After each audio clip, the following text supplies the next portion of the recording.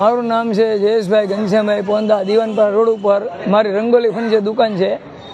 ત્યાં 15 દિવસ પહેલાં કાગજવાળાને અરજી આપેલી હતી, કેમ કે ઉપર અગાસી પોતે કેચઅપ કરી લીધી છે આખી ટોટલી બંધ કરીને, અને ત્યાં ગેરકાયદેસર ઉપર ચણતર કરેલ છે, લોબી બુરી બંધ કરી દીધેલ છે.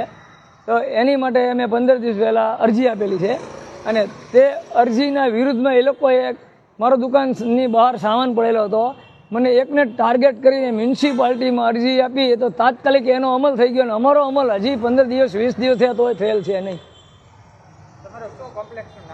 સંકલ્પ કોમ્પ્લેક્સ, ડૉક્ટર ભુવા સાહેબની સામે.